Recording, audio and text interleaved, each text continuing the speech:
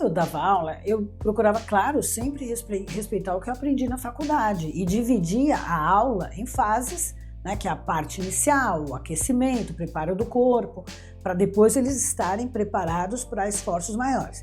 Depois eu tinha lá, depois desses 5 minutos, tinha o bloco da primeira parte da aula, que a gente fazia em pé, né, durando 25 minutos. Lembrando que era aula de localizada e a gente fazia aula para o corpo todo, né, braços, pernas.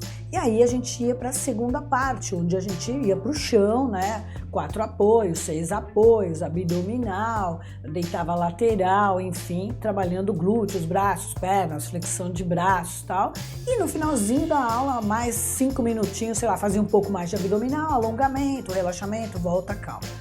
Hoje eu tô vendo que a aula, sei lá, tá sem pé nem cabeça, né? Não tem aquecimento, já entra direto no exercício, termina a aula, ninguém alonga, vai todo mundo embora, quer dizer, o risco de aumentar as lesões aí, faz o aluno às vezes ficar 30 segundos pulando, de repente vai pro chão, faz abdominal. E eu tenho visto muita gente, eu mesma, né, nesses movimentos de fica em pé, vai pro chão de forma muito rápida, tendo tontura.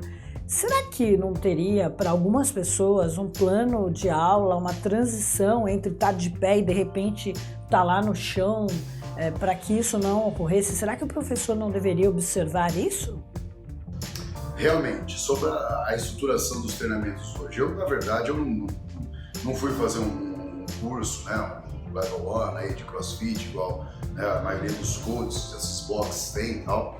Mas existe uma pertinência, né? Eles têm uma metodologia, eles têm uma ideia do que eles estão fazendo. Mas como a gente está conversando sobre experiência profissional, eu não consigo não fazer algo. Eu até acho que de repente você pode fazer no meio da aula algo que você possa deitar no chão e fazer exercício ali.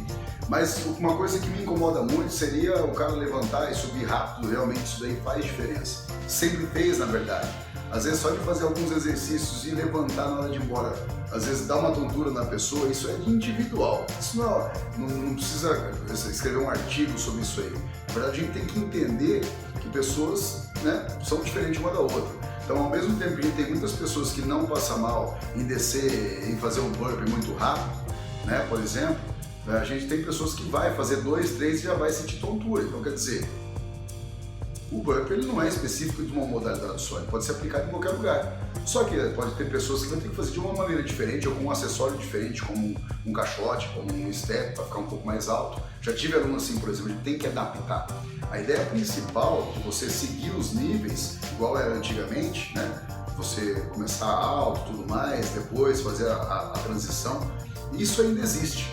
Se você quiser, por exemplo, fazer no meio do treino uma transição que você vai para baixo, trabalhar abdominal, trabalhar isometria, trabalhar alguns exercícios de fortalecimento lombar, tal, no chão, eu acho que você pode.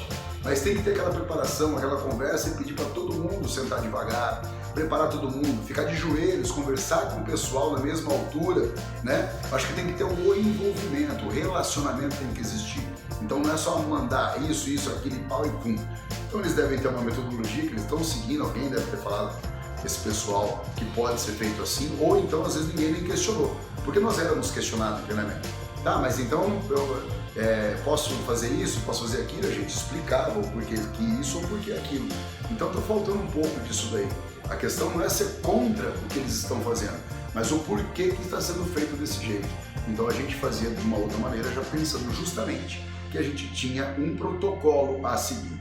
E a pergunta hoje é realmente essa. Está sendo seguido um protocolo ou é justamente uma resposta? Não, hoje não precisa mais. Não.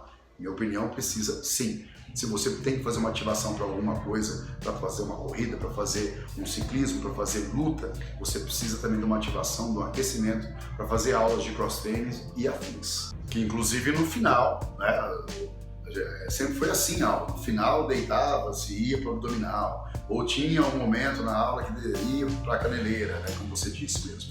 Então o pertinente é manter uma estrutura, ou então dentro da estrutura que você mudar, e sendo uma estrutura que você está seguindo um protocolo fisiológico, um protocolo biomecânico, né, um protocolo de estrutura de treinamento, de metodologia, o mais importante aí, na verdade, é você fazer o envolvimento, com que os alunos entendam o que está acontecendo e o porquê que está acontecendo isso daí, que é o que vai fazer eles voltarem no dia seguinte, não só o cansaço ou ficar dolorido. O resultado depende de várias outras coisas e não só do cansaço, não só da porrada, vamos dizer assim.